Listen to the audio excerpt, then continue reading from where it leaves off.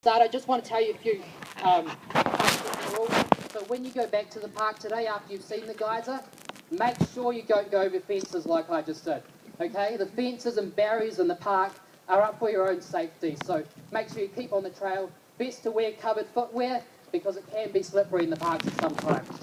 So while you're in there, just keep over the fences and enjoy the park for what it is. You can see everything and everything from those fences. Okay, so welcome to the Lady Knox Geyser. Now, about 101 years ago, 112 years ago, in 1901, the Lady Knox Geyser was discovered when there was New Zealand's first open prison in this area. Now, the prisoners was located just over by the car park where you guys park today.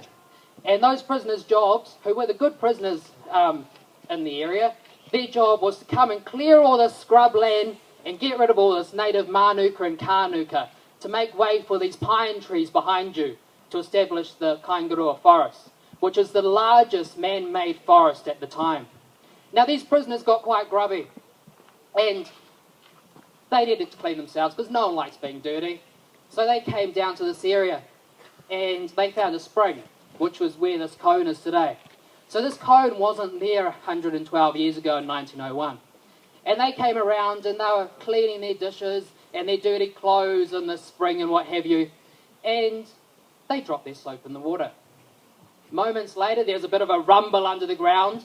And next thing, the water started splashing out and their clothes and dishes went sky high and they went running over here in the bushes. Because they were so frightened by this water. What we're going to do today is we're sort of going to reenact that.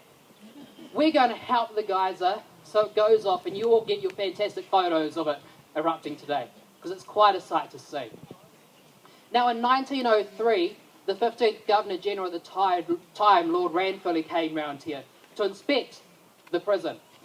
And while he was here, he had his daughter, whose name was Lady Knox.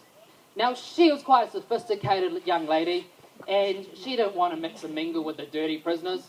So she came down here with her bar of soap, sort of in her own mind, and she put some soap in the geyser and christened it, and the name is stuck. So what I'm going to do now is I'm going to reenact that. I'm going to put some, what we call a surfactant. We've got about 700 grams of a biodegradable soap here. And I'm going to stick it in the top of the chamber, and hopefully we're going to get a bit of a reaction. So I'll do that now.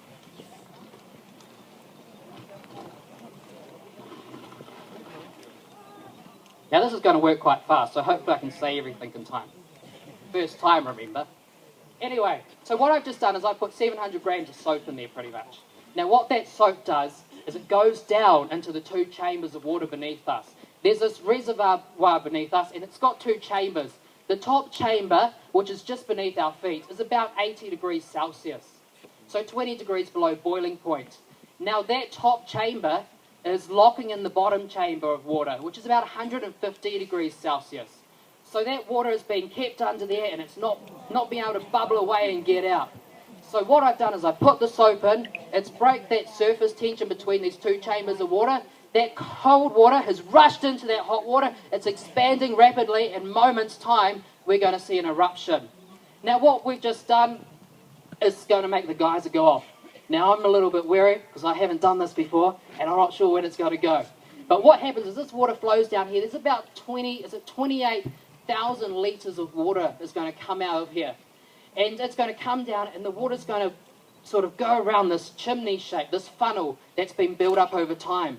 Now the prisoners put this around and the silica is set alongside of the rocks. And that's sort of covered all the rocks they've put there and it's created this nice funnel shape.